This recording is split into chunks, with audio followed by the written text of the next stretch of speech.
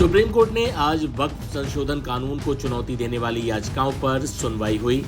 Justice B.R. Gavai और justice A.G. मसीह की bench ने मामले को सुना। लंच से पहले और उसके बाद का समय जोड़ दें तो कुल तकरीबन पौने 4 घंटे से भी ज्यादा समय तक इस कानून के खिलाफ दलीलें दी गईं।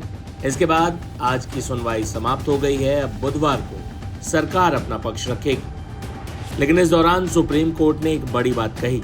सुप्रीम कोर्ट ने कहा कि अगर संविधान का सीधा सीधा उल्लंघन नहीं होता है और ये साबित नहीं हो पाता है तो ऐसे में कोर्ट संसद से बनाए किसी कानून को नहीं छेड़ेगी। वक्फ संशोधन कानून पर आज सुप्रीम कोर्ट में क्या बहस हुई, पूरी कार्रवाई की 10 बड़ी बातें हम आपके लिए लेकर आए।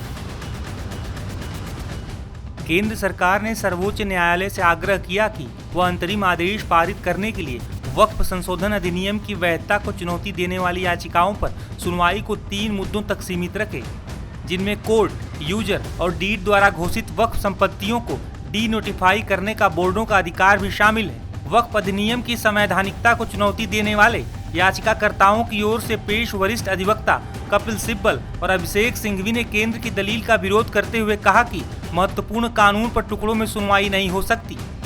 कोर्ट में कपिल सिब्बल ने दोहराया कि कानून का उद्देश्य वक्फ संपत्तियों को जब्त करना है। मुख्य न्यायाधीश गवई ने जवाब दिया, संसद द्वारा पारित कानून में संवैधानिकता की धारणा है। जब तक कोई स्पष्ट मामला नहीं बनता तब तक अदालतें हस्तक्षेप नहीं कर सकती।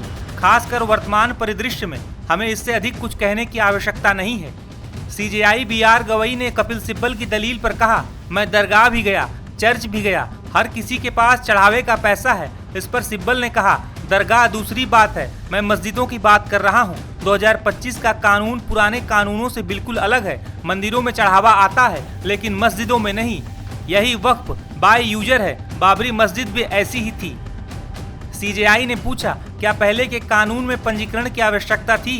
सिब्बल ने कहा, हाँ, इसमें कहा गया था कि इसे पंजीकृत किया जाएगा। CJI ने पूछा, सूचना के तौर पर हम पूछ रहे हैं कि क्या पुराने कानून के तहत वक्फ संपत्तियों के पंजीकरण का प्रावधान अनिवार्य था या सिर्फ ऐसा करने का निर्देश था? कपिल सिब्बल ने कहा, पुराने अधिनियमों में शैल शब्द का इस्तेमाल किया गया था। CJI ने कहा, केवल शैल शब्द के प्रयोग से पंजीकरण कराना अनिवार्य नहीं हो सकता।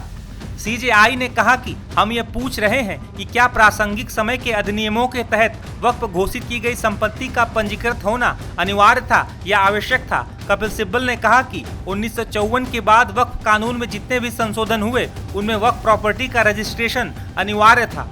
अदालत ने पूछा, क्या वक्फ बाय यूजर में भी पंजीकरण अनिवार्य था? इस पर कपिल सिब्बल ने कहा, हाँ। फिर अदालत ने कहा, तो आप कह रहे हैं कि 1954 से पहले उपयोगकर्ता द्वारा वक्फ का पंजीकरण आवश्यक नहीं था और 1954 के बाद यह आवश्यक हो गया। इस पर सिब्बल ने कहा, इस बारे में कुछ भ्रम है, यह 1923 हो सकता है। मुख्य न्यायाधीश ने कहा, बहुत दबाव है, सिर्फ हम पर ही नहीं बल्कि आप पर भी काफी दबाव है। सुप्रीम कोर्ट ने सिब्बल से कहा कि हम आपकी इस दलील को दर्ज करेंगे कि पुराने अधिनियम के तहत पंजीकरण की आवश्यकता थी, लेकिन ऐसा नहीं करने पर क्या होगा, इसका कोई प्रावधान नहीं था, इसीलिए पंजीकरण न कराने पर कुछ नहीं होने वाला था। कपिल सिब्बल की दलीलें सुनने के बाद CJI B.R. गवई ने कहा, खजुराहो में एक मंदिर पुरातत्व विभाग के संरक्षण में है, फिर भी लोग वहां जाकर पूजा प्रार्थना कर सकते हैं। इस पर सिब्बल ने कहा, नया कानून कहता है कि अगर कोई संपत्ति ASI संरक्षित है तो यह वक्फ नहीं हो सकती। CJI ने पूछा, क्या इससे आपको अपने धर्म का पालन करने का अधिकार छिन जाता है? क्या आप वहां जाकर प्रार्थना नहीं कर सकते? सिब्बल ने कहा, हाँ, इस कानून में कहा गया है कि वक्फ संपत्ति को रद्द माना जाता है। सुप्रीम कोर्ट ने उनसे फिर पूछा, क्या इससे आपका धर्म पालन करने का अधिकार भी छिन जाता है? CJI ने कहा, मैंने एक ASI संरक्षित मंदिर का दौरा किया, मैंने देखा कि भक्त वहां जाकर प्रार्थना कर सकते हैं, तो क्या इस तरह की घोषणा से आपका प्रार्थना करने का अधिकार छिन जाता है?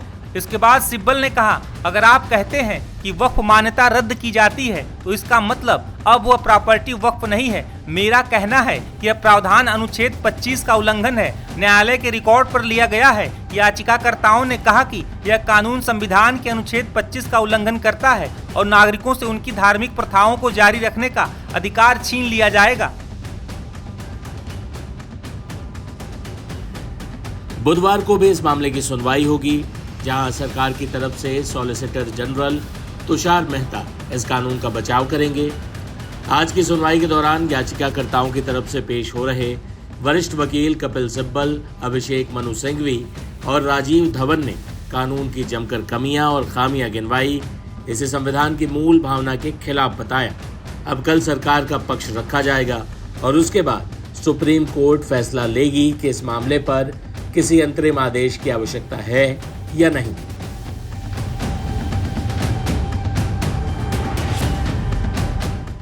हम ये कहना चाह रहे हैं कि आज जो बेंच में सुनवाई हुई है चीफ जस्टिस की बेंच में, उसमें कपिल सिब्बल साहब ने सब अपने आर्गुमेंट किए हैं पिटिशनर्स की तरफ से। उसमें सबसे मेन पॉइंट जो हैं 5-6 पॉइंट्स के ऊपर बहुत ज़्यादा फोकसली उनको कोर्ट को ब्रीफ में मतलब दिया है, बताया है।